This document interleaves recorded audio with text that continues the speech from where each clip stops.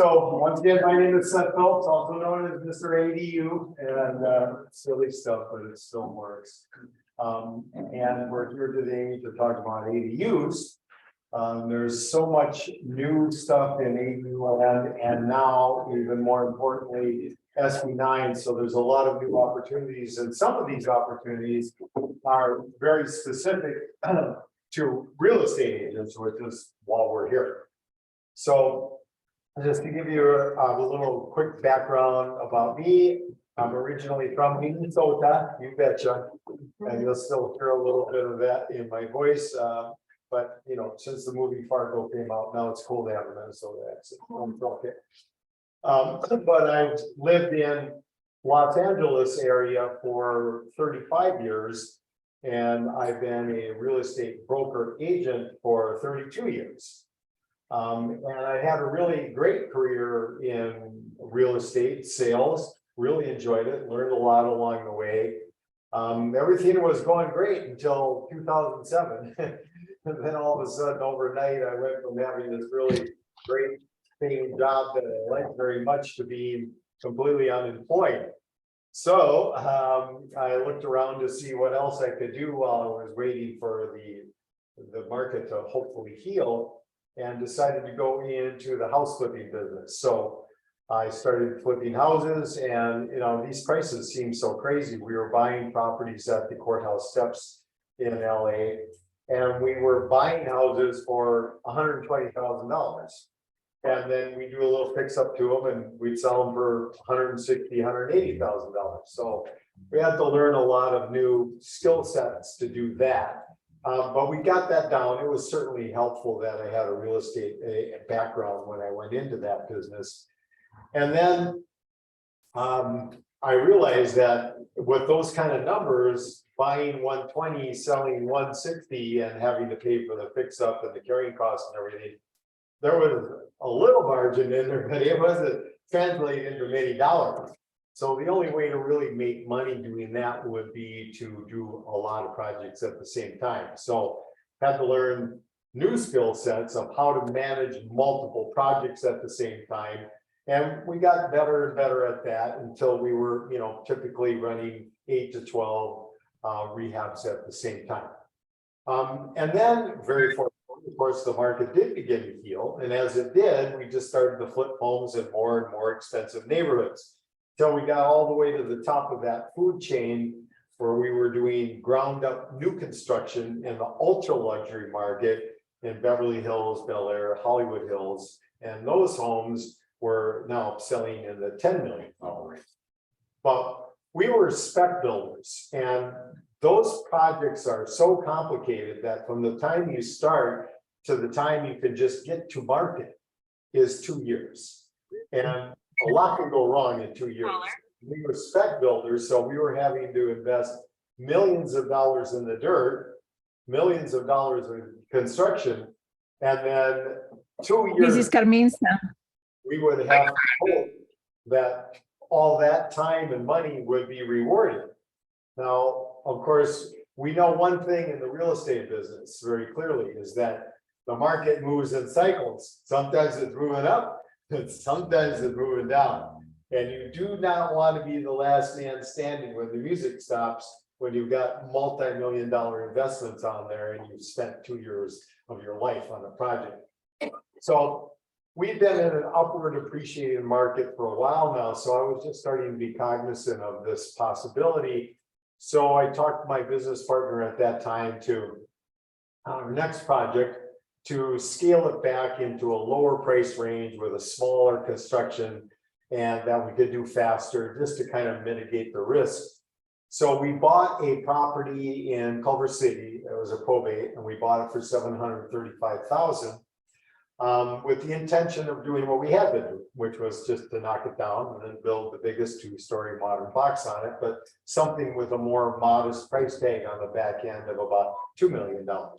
So we bought the property and we hired the architect, and right when we got finished with that part of the process, all of a sudden, that's when I finally had my true aha moment. And we've all had these moments where something really important in your life happened, and just besides you remembering it, but you actually viscerally remember everything about that moment. Well, this was one of those moments. I remember because I was driving with the car and with my business partner, we were driving out to Ventura to look at some more property. And everything about this moment is frozen. I remember looking out the window. I was in the passenger seat. I remember the dashboard. I remember everything vividly about it because that's when my partner told me about this new ADU law. And there was something just so profound about the way that hit me that's part of me forever now. And I was just so interested, I immediately deep dived in it. And the more I studied it and the more I researched it, the more I came to believe it was going to be the future of real estate, and that this was something that we should try to be part of. So very fortunately, I was able to convince my partner to completely switch gears. And instead of knocking down that existing house, we instead just beautifully remodeled it. And then in the backyard, we built the first 2-story with rooftop deck luxury ADU in the city of Los Angeles. And I'm very happy to say that it worked because, as I said, we bought the property for $735,000 and we sold it for $1,805,000. So What it you works. put on it? An ADU then? Yep, and that is a picture of it right there. Is it a 1-bedroom or just 1 room? No, it's 2 stories with a rooftop deck, 2-bedroom, 2-bath. The ADU is, Correct. wow. That's it in the backyard. And it was really just such an amazing journey, but it just, brings to mind that there are some kind of rules of real estate that just apply across the board. And when you're in the development world, it's pretty simple. You get out what you put in. So if we would have just gone and just done the least expensive, just reconstruct a garage, we would have got very little. But we went in with the intention of really pushing the dial. So we went in and built a beautiful product. Now, we didn't spend stupid money on it. We didn't buy, gold-plated bathroom fixtures or anything. Like as a, for instance, in the 2 bathrooms, we have IKEA, but it's high-end IKEA. But these IKEA, Home Depot, these companies now are a lot like the fast fashion business. They just look out there, whatever the cool latest hot stuff is, and then they tweak it a little bit. They have it constructed in China and send it over here and we consume it. So it's all about having the right idea of what's going to resonate architecturally and stylistically in today's audience right now. And provided you apply those rules and you build with good quality and with a good contractor, that's probably the hardest part of the process, you'll end up with a product that will actually deliver value. So that was really probably one of the most important lessons learned in that process, is that in the beginning, I was the one that had to put together the projections on how this project was going to perform. And that was very challenging because this is in the very beginning of ADUs, so there was zero to compare it to. There was no comps. So I had to just try to use all of my knowledge to try to determine how this was going to work out in the end. And so the value part of this is always a question that I get asked. How much value does an ADU add? And simple question, not so simple answer. Although it's getting clearer as we go, because as more of them actually enter the market, get sold, that starts to build a history of comps and stuff that we can work with. But back then there was nothing. But I can tell you that after being involved with this for quite a while now, is that when the dust settles, I believe it'll be pretty simple. Whatever your property in that location is worth per square foot, that's what the ADU should add in value per square foot. Now, there's always also this kind of natural rule of real estate, is that you can overdevelop any property.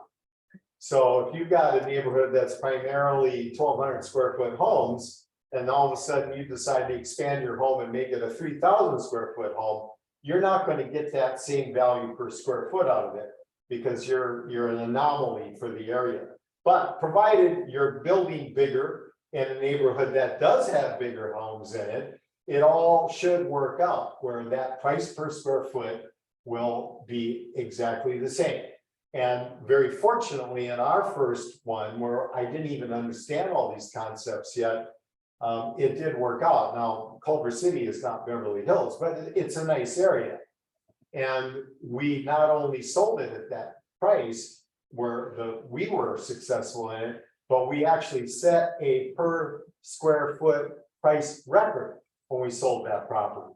And when you talk about value, when you look at this property, I don't know why the resolution is so poor on this, but if you look at this, and everybody that went through the property would just confirm this, the ADU was actually the majority of the value of the property. Right.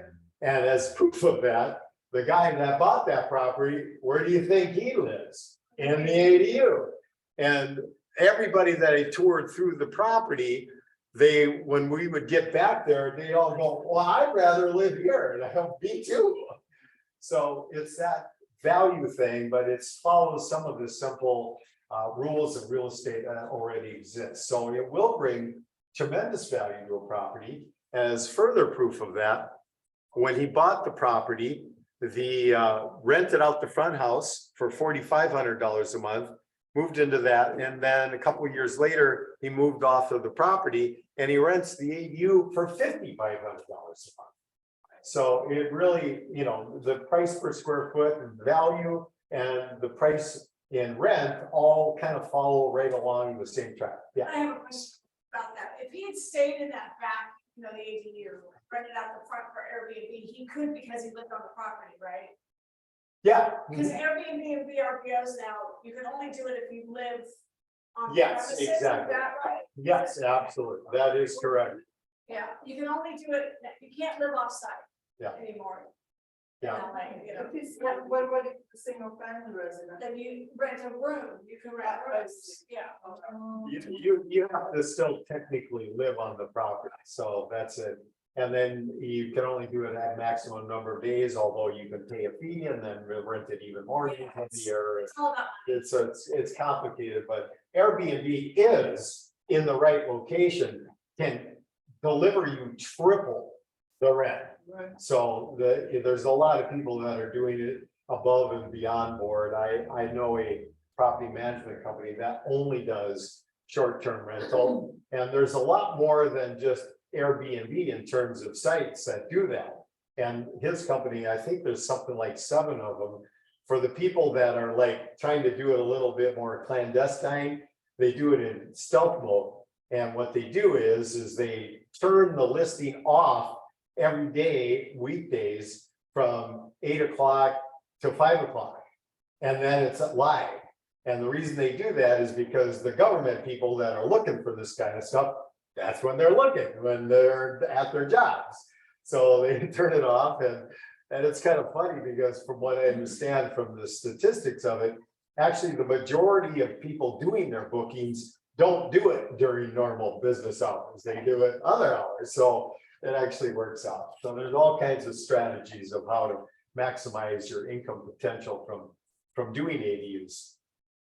So in the original law, that came out in 2018, which was groundbreaking, and this is statewide, they allowed 1 ADU on a property.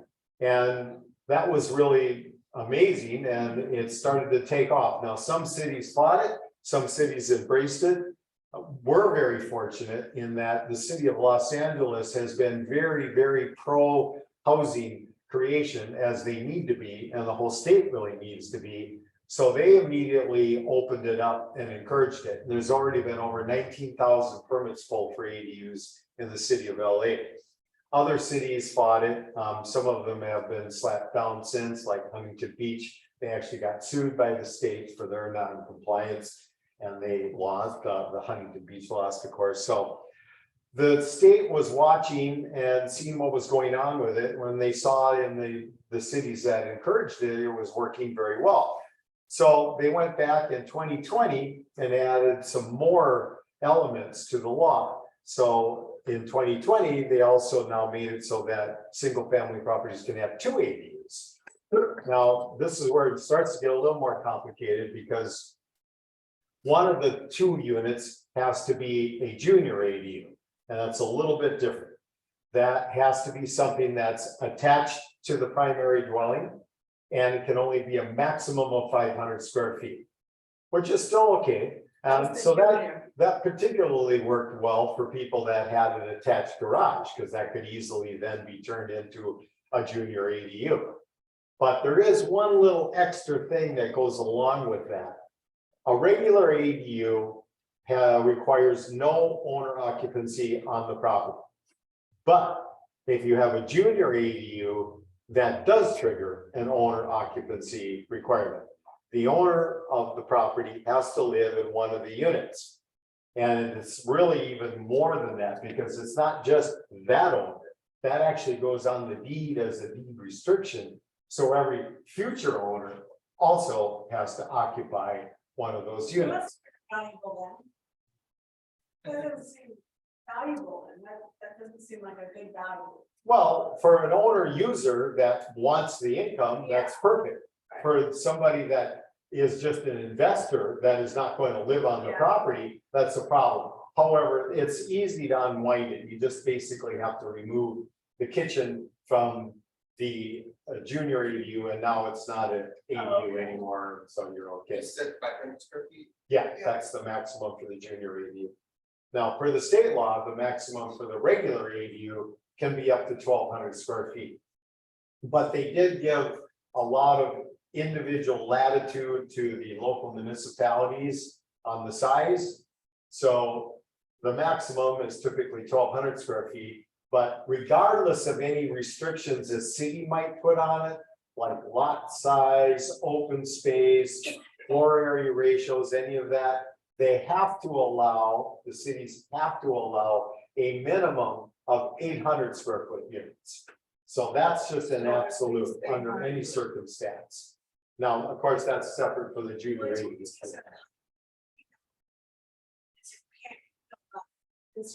Yeah, and for height, they do give latitude to the cities for that. So they have to allow obviously a 1-story, but they don't have to allow a 2-story. Now, in practical terms, from what I've seen, that one's been pretty good. Almost all cities allow 2-story on their ADUs, but some don't. So that is a consideration. Yeah. The garage requirement? Does it have any garage requirement? No, that's one of the beautiful things about the ADU law is that they recognize this, okay, we're going to make this possible for single family properties to add a unit in their backyard. And that's one rule. An ADU cannot be in front of the house. It can be to the side or the back. Although there is one interesting little twist to this is that you've probably seen this every once in a great while, you run into a property on a lot and the house is all the way at the very back of the property and it's just this giant front yard. You actually in most cities can still do an ADU there, is that you build the front structure and then they just rename it.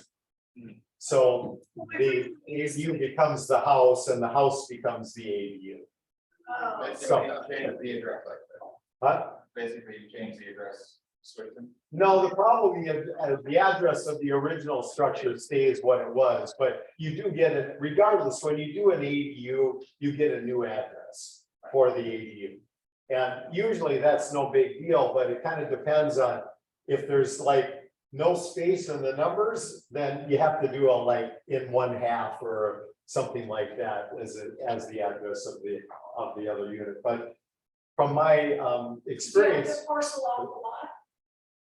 No, when you're doing an ADU, there's no changes in the lot structure But whatsoever. that's behind is. Yes, yeah, no, we'll get to that. So the ADU law, when they recognize, okay, so we're gonna let people build stuff in their backyard. Well, there's only so much space back there. And under existing requirements, almost all cities have like a back setback of 15 feet. And usually are only like about 5 feet for the sides, but still, plus parking requirements. So if you have to have a 15-foot setback, you have to have a building separation setback, and you've got to have parking. Well, there would be no room to build the ADU, so the state recognized that. So the only way really practically that this could work was to make it so that parking would not be required. And so they made a simple rule that if your property is within 1/2 mile of mass transit, which includes that bus stop, then you have no parking requirement.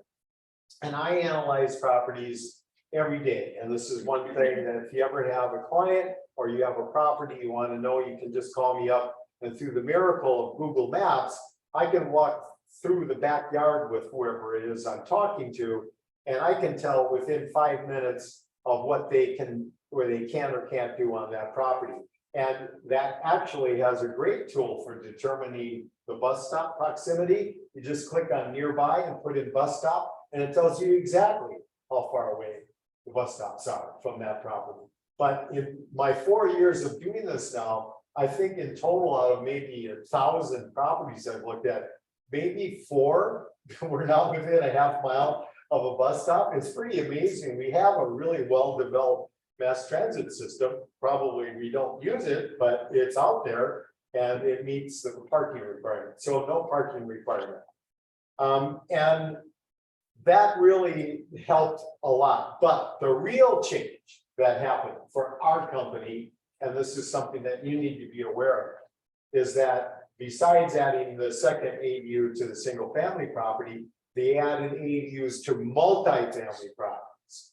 And this is where really they ramped it up in terms of the financial gains that can be achieved. Because under the multifamily ADU rule, there's 2 different parts of it. The first one is the really simple part. Any multifamily property, regardless of the number of units on it or the variation of the zoning it has now a by right ability to build 2 ADUs, period. And then separate from that is another part of the law that reads that multifamily owners can add up to 25% more new ADUs based on their existing unit count. So here's the simple math on that. If you got a 4-unit building, you can add 25% more units, 25% more is 1, 8, 2, so forth and so on. The interesting part of that law is there's theoretically no limit to the number of ADUs you could add.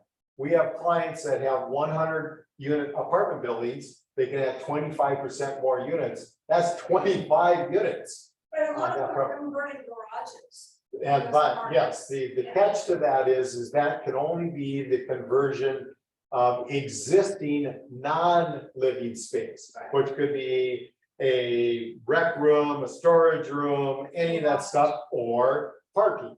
And so the real popular version of that is in these bigger buildings, a lot of them have truck under parking. Now those can be converted into more units. You can add a second story? No. Well, no, Some places. that's not quite correct. But there's some real nuances in this part. What you can do in the space, in the conversion stuff, that's pretty straightforward. It's got to be space that's already there, and you can convert that under the conversion rule. But you couldn't add new space to that because that would not be existing space, unless there's actually a way around that too. Let's say you have a garage. You could convert the garage under that existing non-living space. What you could do before you start that process is you could add a storage room to that garage. Now it exists and it is not living space, so that could become part or even another ADU. And in terms of the 2-story thing, that actually just changed. The governor just signed some new laws that will go into effect January 1st. And really, it was pretty simple. The only real issue in it was that, and this only applies to the multifamily ADUs, in the existing, like right now, those 2 by right units are limited to a maximum height of 16 feet, which is just under the height that you need to have two legal 2 stories. And this was really, I swear it was a typo. Because we have so many multifamily owners that have this very typical setup, a 2 to 4 unit in front, and then 1-story detached parking in back. And they wanted to add ADUs, but they didn't want to lose their parking, so they just wanted to build above the garage. Well, unfortunately, they couldn't. They could have ADUs, but the only way would be to eliminate the parking, which is kind of stupid. You can do it, but only if you push your existing parking out on the street. So they just changed that, so now the height they have to allow the cities is a minimum of 18 feet, which is now enough to do 2 stories. And then January 1st, that will go into effect. And that's really important. It's only a difference of 2 feet, but in effect, what it does is it doubles the amount of square footage you can build on the same footprint. And that is obviously very, very important. So the multifamily part of this equation has really now become like 85% of all our business. Because it opened it up to the investors in a big time way to where I'm talking to multifamily owners now. One thing you'll learn about multifamily people, if you try to kind of like dip your toe into that, is that one of the great things about them is they never stop buying properties. Once they're in that business, they just keep acquiring more properties to add to their portfolio. Now, they're also typically people that don't sell their properties, but they are always acquiring properties. But in this market, it's just as challenging for them as it is for home buyers, and that the prices have gotten so high that if you were to go out and analyze what's for sale in multifamily, to go out and buy a 4-unit building, when you put your pencil to that, you're gonna go, wow, that's like gonna give me a return of like 3%. You know, it's just not very attractive. So they still want to buy stuff, but their buying opportunities are so limited now that they're not buying much.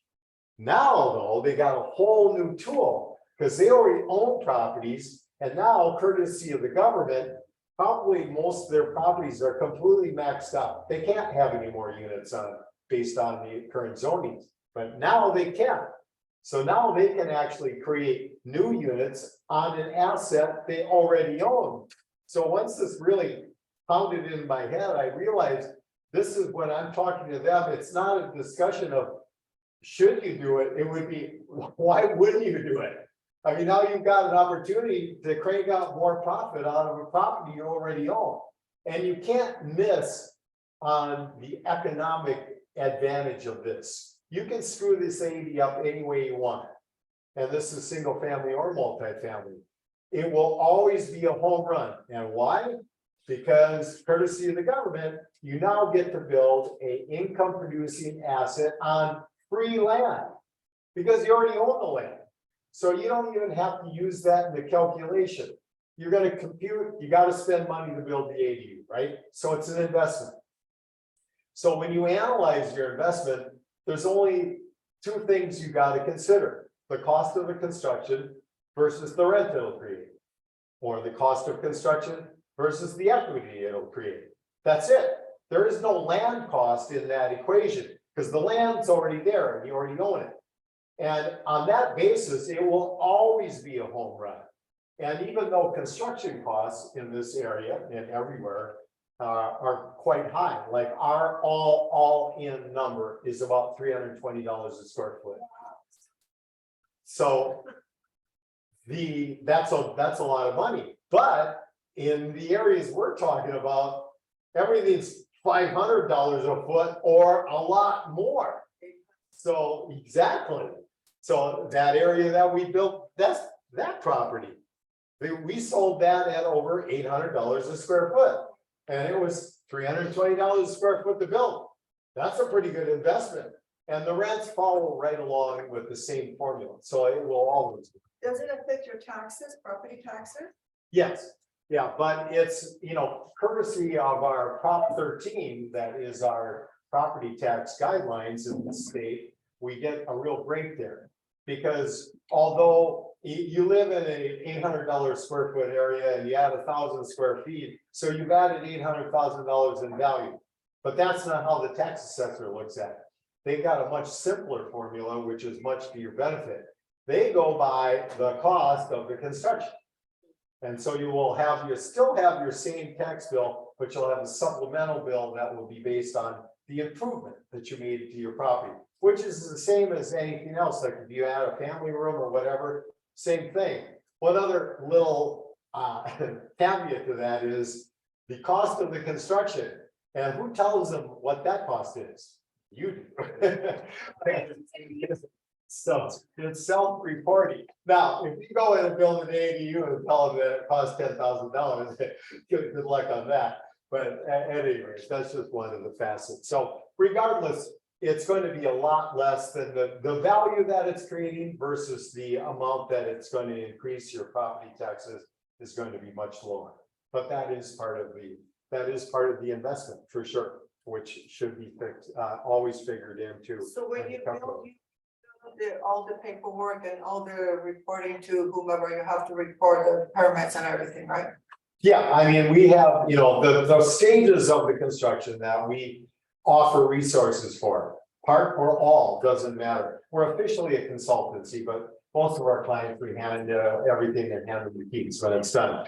So from the beginning, you've got the architectural costs, engineering costs, the cost of the expediter, that's the person that actually takes those plans through the permitting process with the city, which is a real job in most cases. And then, of course, the actual construction costs, all the site work, all the building costs, all the finish, all the blah, blah, blah, blah, hand you the keys. So all those different parts. So we have a lot of clients that, like, maybe they already have an architect that they know and like, and they want to use that. Totally fine.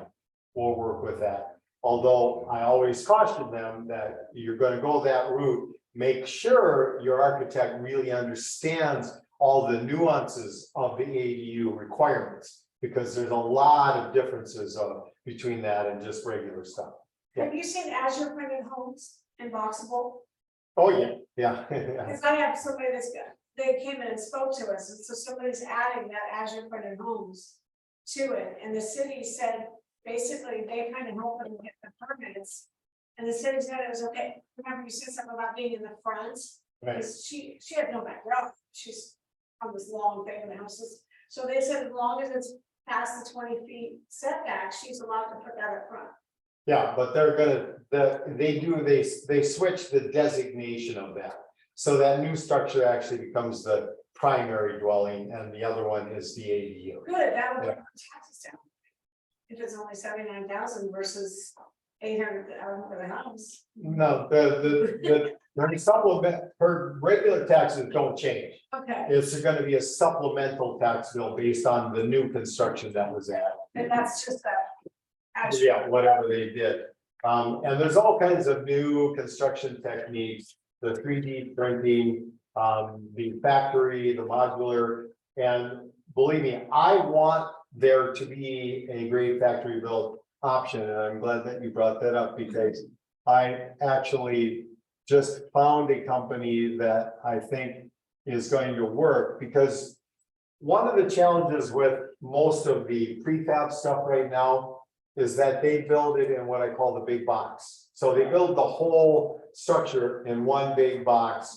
And it's great because they're building it in the factory, you get a lot more efficiency doing that, less waste. No guys drinking beer while they're building, but lots of advantages. Problem is under that system is once they fit it, the next part is they got to transport it to this job site, right? Well, that means that that box has to have been designed to a dimension that will fit on a truck, that will be allowed to drive on a road. So you're starting off with this huge restriction architecturally in the dimension of the unit, long, skinny, not very tall. Well, that's problem number one. Problem number two is now it's on a truck. So now your home is going to have to drive through a 2-hour earthquake on its way there. Well, that can't be very good for the house. Then once it gets there, then you got to hire a big giant crane to pick it up. And if it even can reach into your backyard to place it, and just that crane can cost $17,000 for that one day job. So everything that, all that efficiency they gained the building it in the factory is hugely offset by all of these other challenges. So the solution to that is, in this company that I'm working with, and I can't see it, my tab's covered up here. Maybe you can show me how to get to my tab. They are building it, and this is gonna be the true future of factory built housing. They panelize it, so they build it into individual panels. That way, they can flat pack it on the truck, so dimensionally it can be any shape, size you want. And it'll still fit on a truck, it'll be flat packed, and they designed those panels so that even the bigger panels, although it would take several people to carry them, they can actually just be handled by humans. You don't need any big giant cranes or machinery to do it. It's a slightly longer assemblage process, but literally maybe 2 or 3 days more. That's it. So it's virtually just as fast, and it doesn't have any of the disadvantages of the big box system. Yeah, oh yeah, so this is the company, it's Circa Homes, and I met them. Circa, CERCA, and they, I met them actually back when I was doing that project. The owner of the company came in to talk to me about his plans. He was starting that company up 4 years ago. And I was totally in it, and I supported him, and he was kind of like going along and running into the zillion roadblocks there are in that concept. And then COVID hit. But actually, COVID in the end, looking back at it, was probably almost the best thing that could have happened, because he jumped right into the intention of building these big structures, which is so complicated. Construction is so complicated now, particularly in California, because we have, besides all the regular stuff, we have all kinds of extra things that Title 24, which is all the energy efficiencies and environmental things that, which are right, but they just add complexity to the process. And so when the COVID thing hit and they sent everybody home, all of a sudden there was this huge new demand for home office space. So they started building small structures. And there's an interesting rule that applies almost universally across the United States in most cities and states, is that you're allowed on a single family property to build up to 120 square foot structure with no permits whatsoever. And so that's what they did. They designed a bunch of small sheds that are 120 square feet, and I'll show you some pictures of them. That property looks like it's on a platform, so where is the foundation to that? It's got some kind of standard, so that's some of their models right there, and the 100 square feet, and then the one that's 2 of those together, basically. Yeah, so they got some really just beautiful stuff, and let me go back up because there's the. Do they come completed with the kitchens and everything, or do you have to then go purchase all that? Yeah, all that, it comes as a completed shell, inside and out, but, and you know, bathrooms or kitchens are all extra stuff, and they sell those packages, but that needs to be installed on site. Right. Regardless, but it's an amazing system, and now they really basically earn their chops by doing the small structures, and that was really beneficial because they concentrated on the smaller, simpler version and got their processes down really well. So now building the bigger structures is going to be a lot easier. So that's just so amazing how that COVID thing actually quite possibly made this company way more possible than it would have been without the COVID thing. Yeah. And I just read this really interesting article. It's something that's been bugging me from, you know, a little ways into COVID, because I can guarantee you at the beginning of COVID, you would not be able to find one real estate person that would have said, this means the market's going to explode and grow. Nobody would have thought that. I mean, everybody was, of course, naturally thinking the opposite. This is going to be a real problem for real estate. And instead, we had this remarkable growth during COVID. And I could never understand exactly what could have possibly triggered that. And so this article has this theory, and they backed it up with some really good statistical evidence, is that when they sent everybody home to work, that basically immediately changed the value of the property, because now that property serves two purposes. It's both the place you live and the place you work. That just inherently made it more valuable. And to back that up, they did research where they studied areas, studying the difference between the percentage of people that got sent home versus what their home prices did.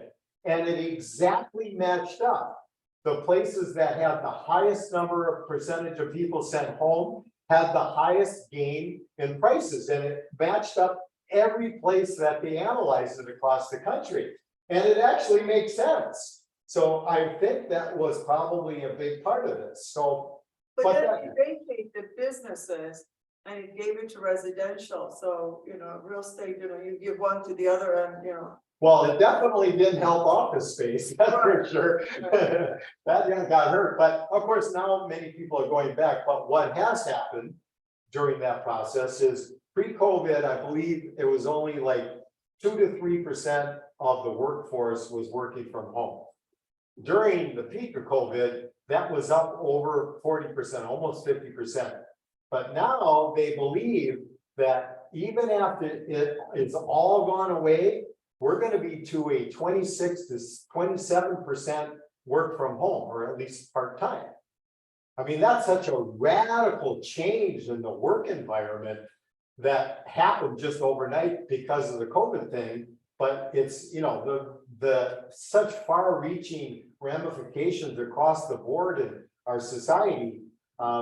But it's just really remarkable, and it makes sense. So there's other utility now for these kind of structures that you can build with ADUs. So, okay, so I think we're pretty good through ADU. So now we get to the really exciting part, and that's the SB9 part, because this is the newest stuff. This went into effect at the beginning of this year. And once again, the state looked at what was going on, saw that they were making some progress, and it's really important to understand why these laws were enacted.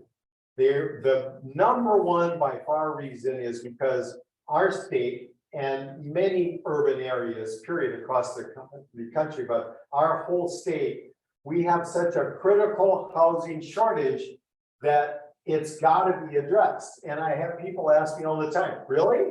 There's not enough houses? Because, if you just look, all you see is houses. It doesn't really connect, but it's really easy to understand the severity of our problem, because all you have to do is get in the car and drive anywhere. And you're going to drive underneath a freeway overpass. And what's underneath it? A homeless encampment. What's the number one cause of homelessness? The cost of housing. It couldn't be any simpler.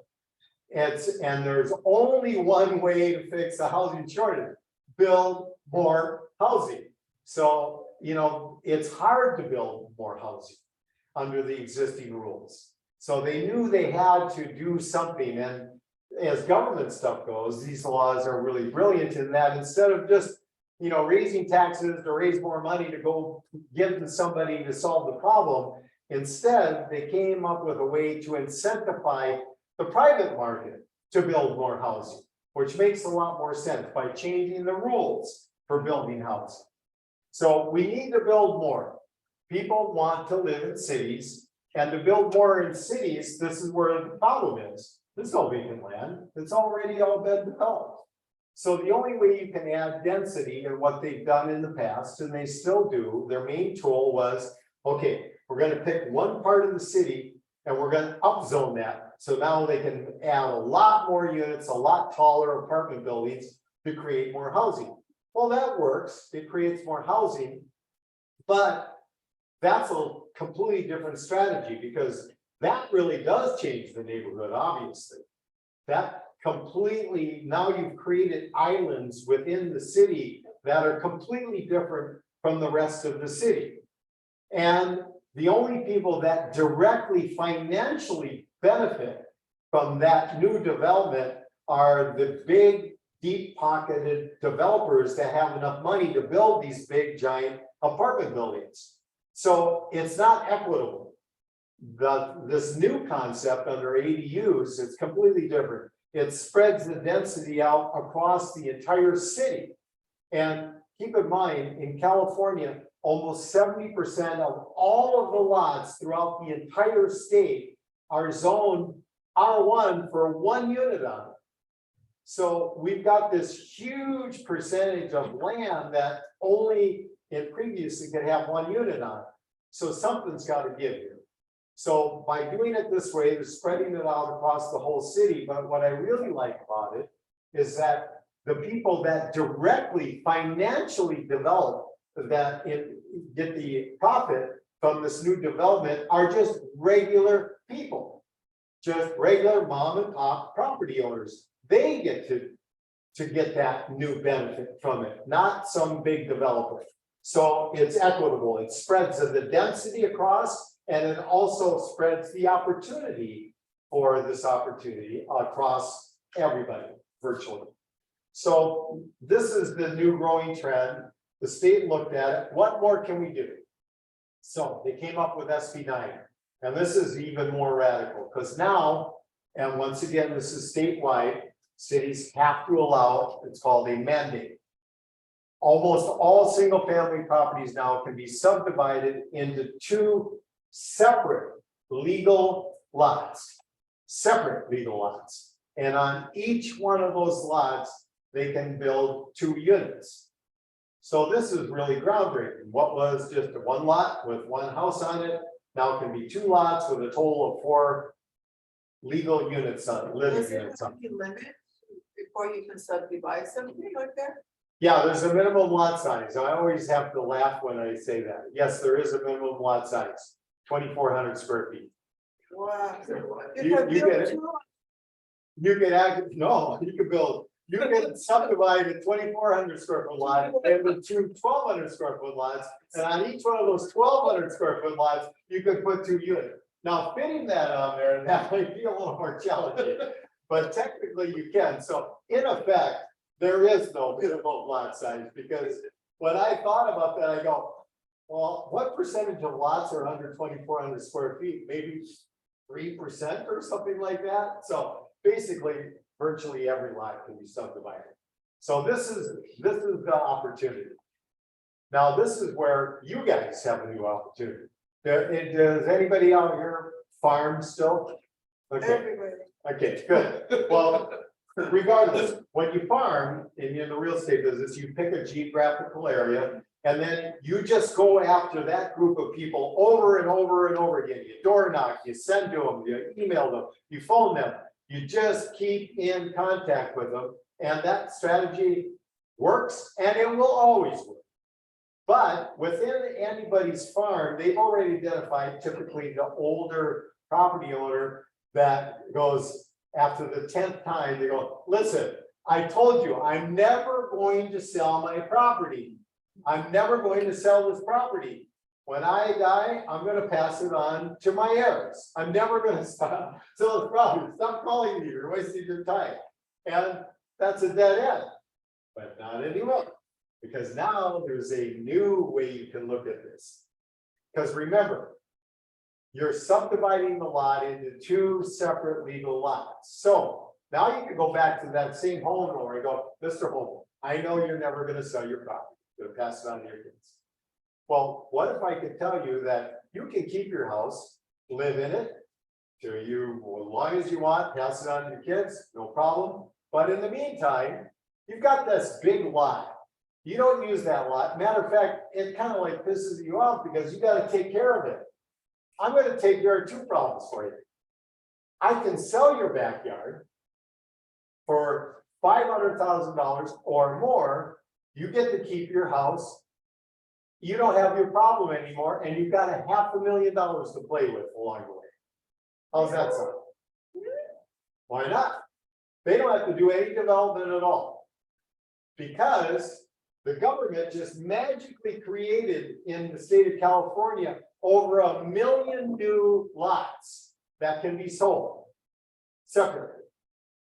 That's it. So all they have to do to access this $500,000 is just do the subdivision process. No development required, and they get handed a check for $500,000. And $500,000 is on the low end. This area, that check would be $800,000. So it's really just a crazy concept, but it totally will work. And there's gonna be a lot of that happening. I think the $500,000, they figured that number. Well, look in the MLS right now, vacant lot. Where is that gonna be priced? You're not gonna, in this area, you're not gonna find anything for 500,000. If it's flat buildable lot, I would guess that this area would be at least $700,000. If you could even find something at that price. So it's just whatever a single family buildable lot, whatever that's worth, that's what this lot is worth now. But that also, of course, now follows some of the typical real estate rules. If you're building the typical thing with a house, the only way you're gonna be able to create that second lot is to do it flag lot style. So it's gonna be a lot in back of a house. And it's gonna have to have some kind of access to it, so it's got that little driveway or walkway or whatever on the side to get back to it. So that's okay, but that's not quite as good. So the very best opportunities for both ADUs and SC9, I'll give you a couple of tricks of the trade here, are corner properties or properties on alleys. And why? Because they have multiple access points. Multiple access points means you can create more privacy between the units. More privacy between the units makes it more valuable. So it's also easier to build.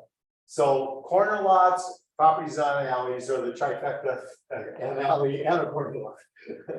So that's something that the title people can help you with, because unfortunately, there's no filter where you can go in and put alley. They don't have that. So the only way it can be done is to actually visually pull it up on the map. The cool thing is that with the alley part in particular, is an alley will typically run for at least like 6 blocks. So you can actually then visually just do that triangle, that rectangle along all those properties, that whole length of the alley, and boom, you got maybe, 50 homes right there in that one just little chunk you found. Yeah. And then the corner ones, you just have to do one at a time. But So yeah, as a little side note, you could use Title Toolbox, which is our app, and go within a particular area, look for those areas that have those alleyways, and you could just create a little geo box around that area and pull all the properties, their owners, everything about the property, and you can even pull their contact info using Title Toolbox. So if anyone has interest in doing that, come chat with me and I'll more than happy to walk you through it. yeah, they're the only title company that I've talked to about this that really gets that and is, stepped up to helping agents with that. So that's just an interesting farming perspective. The other thing, of course, that would be the bigger the lot is, the better, for the same reasons. You can create more privacy and so forth. But an interesting thing about the corner lot, I also wanted to share, is you actually get to double dip on that as an investor. Because a corner property on a single family home is typically worth less because it's on the corner. Your typical single family homeowner doesn't want a corner property because they don't want streets on 2 sides of their house. Plus then their setback on that side is much deeper. So you actually can buy a corner property for less money because it's on a corner. But for the new use you're going to be doing it has a higher value. So you get the double dip on that formula. So that's just kind of a cool little trick to that from an investment perspective. And you will be having an opportunity to be talking to people about this that now have a whole nother lens to look at property. And this is really important to me personally, because I am part of the real estate community and still am. I'm still a broker, although I don't do the retail business anymore. But I'm really concerned about the first time buyers. Now in the city of Los Angeles, with the median price of a home being $850,000, And you think, what percentage of young people, first-time buyer people, make enough money to qualify for a loan of that size? I mean, the percentage is getting so tiny that, and the problem is that it's just getting worse. It's not getting better. Going back to our housing shortage, that's not getting better. We're actually getting further away every day. And that's why the government had to step in and try to change the game here, because we are really close to danger of being able to actually just be able to get new people into the game. And if you analyze it kind of from this kind of weird lens, the real estate industry really is like a giant Ponzi scheme. If there's not people coming in on that bottom level as new home buyers, none of the other layers get to move up. You always have to have new money coming in to the bottom for the system to work. And if all of a sudden you price the people out of the bottom level so they can't even get started, that can't be good. I mean, it just can't. So we need to create more housing. And this also automatically creates a new opportunity for first-time buyers. Because, you can buy a property now, and they actually, even Fannie and Freddie has some rules, sent some programs available that are both purchase money plus construction money for ADUs. And they just changed their rules about 3 months ago, finally, where they will now take the future rent value that will be created by building the ADU and use that towards the borrower's income qualifying. So that is going to allow them to be able to qualify for a much larger loan than they could have before, which will help to pay for or completely pay for that ADU, which will then actually make it possible for them to financially make this make sense for them to do it. So they are really starting to see the benefit of that, and the ADUs are being recognized for the income producing potential that they have, and they're doing it. So there's one other part of SB 9 that's really interesting, and this is definitely a city by city variation of it. In the state law, you don't have to subdivide the property. You can do it under what's called a single lot 2-unit development.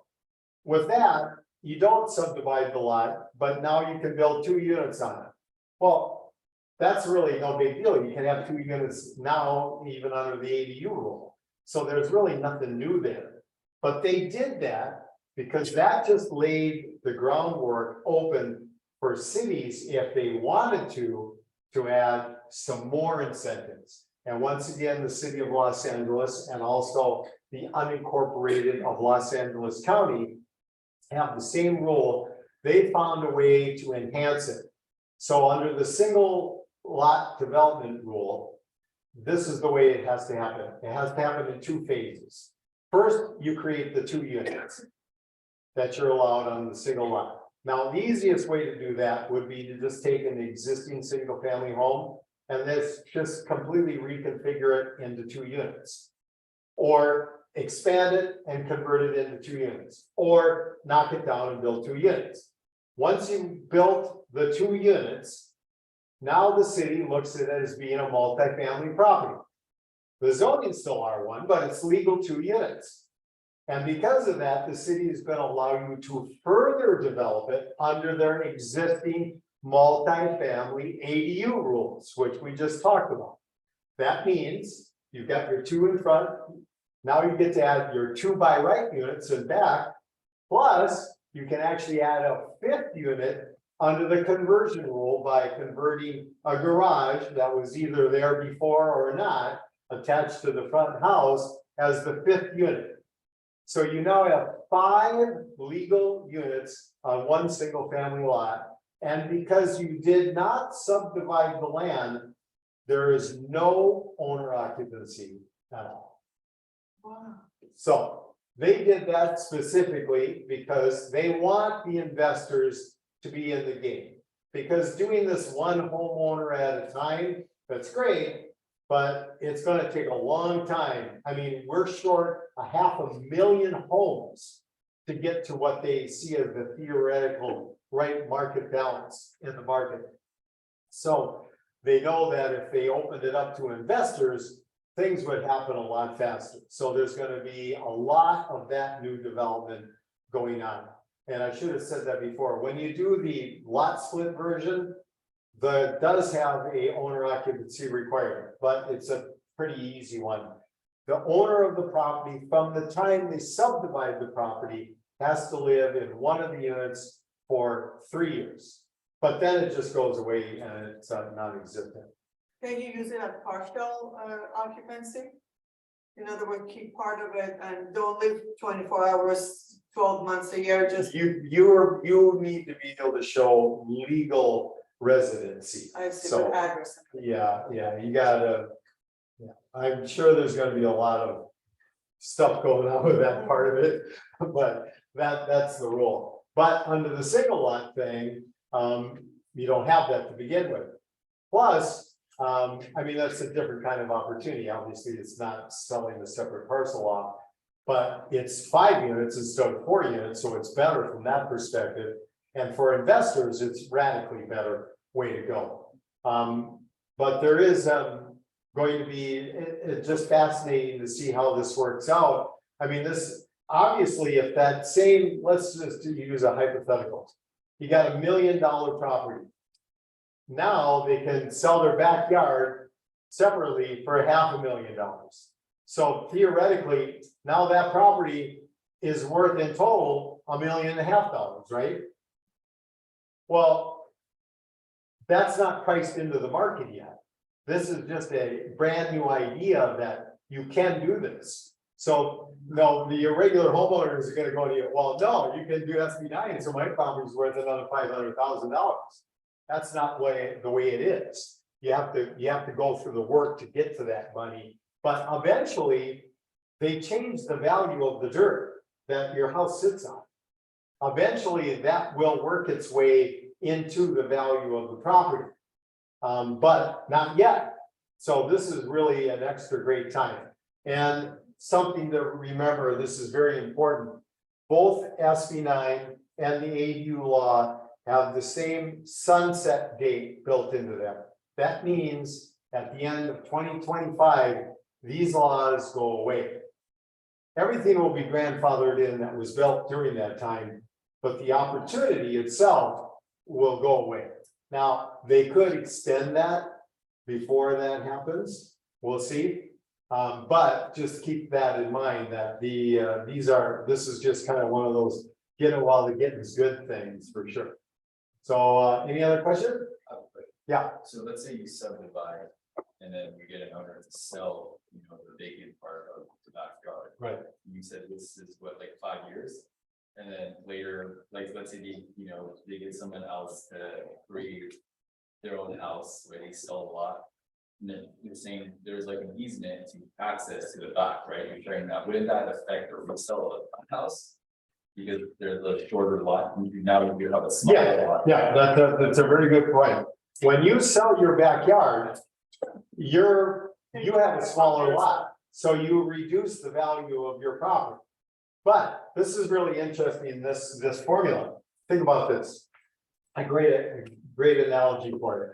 If you drive in any typical neighborhood, greater Los Angeles area, and that was built by a developer at some point in time, a big tract of homes was built, and they did that pretty uniformly. They carved up the lots in typically 5,000 square feet with a 1,200 square foot house on it.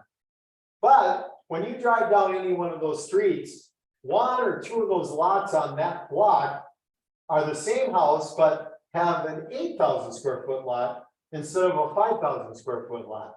Now, if you look at the value of that property with the bigger lot compared to the house right next door, the exact same house on the smaller lot, there's a difference in price, right? But what, $30,000, $50,000? Now all that extra space in that big lot is not a difference of $30,000, $50,000. Now it's $500,000, but it'll work backwards the same way. When you shrink the lot size of your house, the value of your house will go down. But it won't go down by $500,000, it'll go down that $30,000 to $50,000. So the difference between those two will still always be just a massive home run. So but- you're but already it's- got, your money got. That's right. That's right. I got $500,000, but my property is now worth $50,000 less. Oh, well. I'll take that penalty every day of the week, sure. But that is interesting, how that's gonna work out, but that's the difference. And the key is that land, just as land as backyard, it does have value, but minimal value. But as a separate buildable lot, I mean, think about it. The government just created lots that never existed before, out of thin air. They didn't build more land. They just redid the way you can utilize that land. And now that created that difference in the price. So that's the key to the story. Why don't they put a limit on these homes that are huge and 2 people live in them and make them, don't build such a thing, build 4 homes in that lot. Well, that would be great, and there are limitations, I mean, look, for instance, in Los Angeles, they passed what's called the anti-mansionization law. And so they came up with what's called a floor area ratio. The percentage of your lot that can be living space is limited to, in LA now, to 45% of the total lot value size can be actual living square footage. And they put a whole bunch of other things about height and sight lines and stuff like that too. And under these new laws, cities do have a lot of latitude on the size of the units that you'll be allowed to build. But the state did put a minimum, same thing.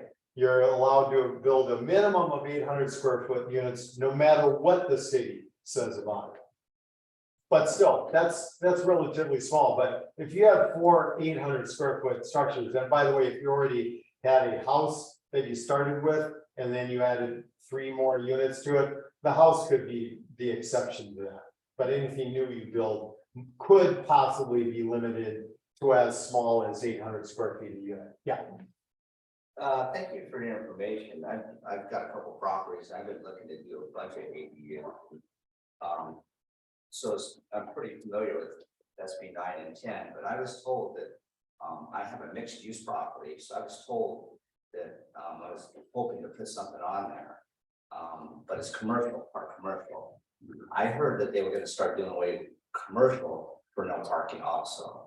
Yeah, I heard the same thing. It's gonna be interesting to see what happens with that. But if you're mixed use, you certainly can take advantage of all the ADU things. Unfortunately, that won't work for SB 9, because at this point in time, SB 9 only applies to single family properties. But keep in mind, when the first ADU law came out, it also only applied to single family homes, and 2 years later, to encourage more growth, they added multifamily into it. So who knows what will happen with SB 9 in the So I future. did go to Torrance because the property's in Torrance. I went to Torrance.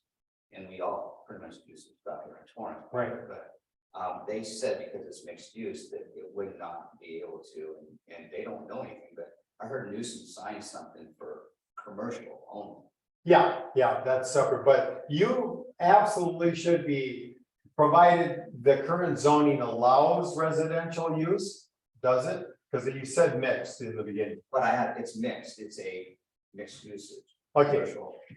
well, if it's mixed, then you absolutely can develop it under the multifamily ADU rules, which means that you can put 2 by right on there. So just for also is, I understand that the state supersedes all city code. Correct.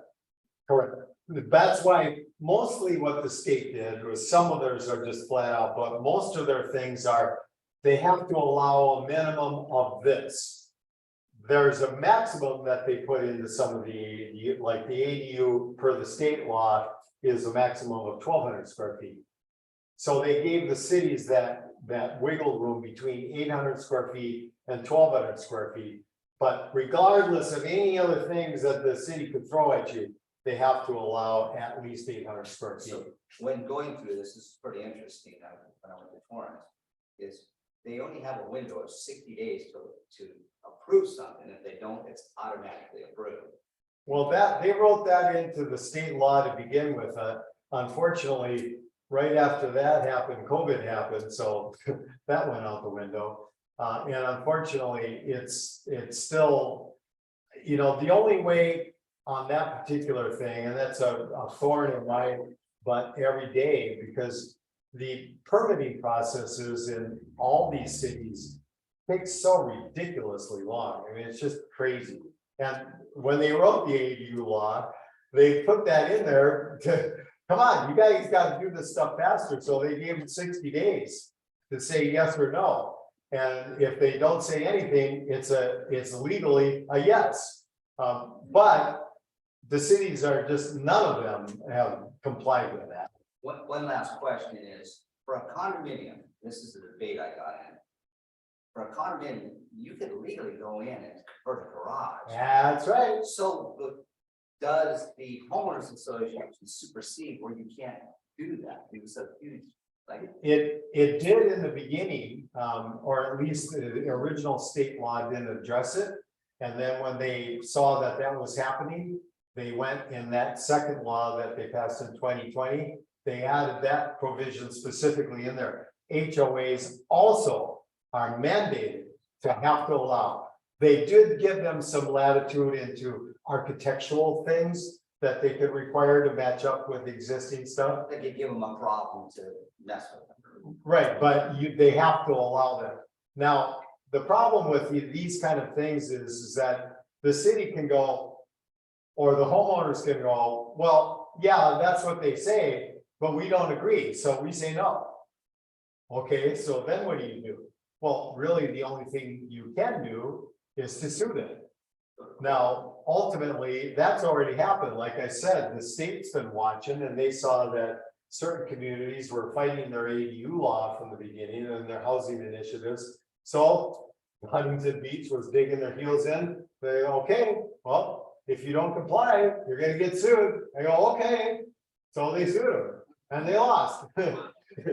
And when they passed the 2020 laws, they also seen that they put more enforcement teeth into it. So now, if the city doesn't comply, they could be fined up to $50,000 a day until they come into compliance. So it's so funny. I've been doing this for 4 years. I've seen so many cities that initially just fought it tooth and nail that now have come 180 degrees to where they're actually even offering grants for people to encourage them to build ADUs. So part of it was, you know, they just were scared of something that they didn't know what it was going to do. And then when they saw it working in other neighborhoods, they went, oh, well, maybe we should try this. And some of them we just got, wow, Huntington just got sued and they just had to hand over $300,000 to the state.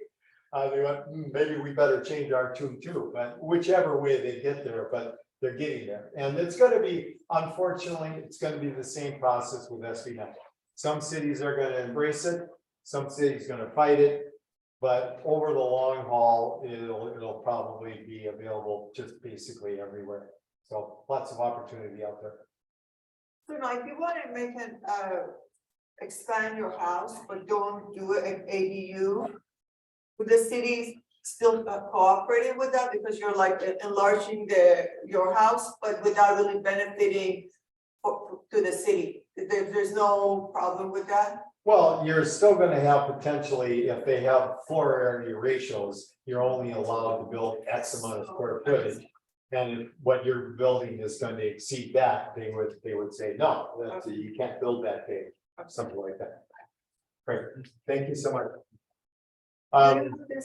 Yes, I do have business cards, so everyone wants to. Thank you. I have a question. Yeah. Do you know anything about like grants that, you know, the state is offering right now for ADUs that's ongoing? What? Like grants, like ADU grants that the state is offering? I know like Cal Papa might have a program right now, just thought I'd ask. Oh, the grants, yeah, Cal Health has a great grant, and they just had their money hugely upped for that specifically, so there are, I believe it's $40,000, might even be $50,000 grant. That's a grant, you don't have to pay it back. Is that to still go through. ongoing or is that like tapped out already? Is there- No, it's, as far as I know, it's still available right now. Now, it's a little tricky because that's not actually for construction costs. It's for everything before the construction, but that is a pretty good chunk of change. So, because your architectural and your engineering, expediting, all that stuff all costs money, so it's free money, so I certainly think that it's a really good program. And before it was, I think they were trying to, it was like more of a HELOC where you're taking it out of your equity, but now they've changed that. Yeah, they were either taking out, they were doing profit sharing things, they were doing all kinds of stuff. Some of them were doing actually zero interest or super low interest, but it was still actually a loan on your property that when you sold the property or whenever it next transferred, it had to be paid, but this is just a grant, so it's just free money, period. So, Awesome, thank you so much. anything else? Well, thank you so much, everybody.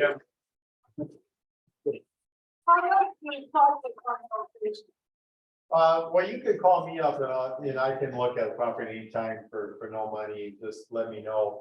The first step in any kind of a process for a customer, and this could even be you, that is to have a feasibility study done.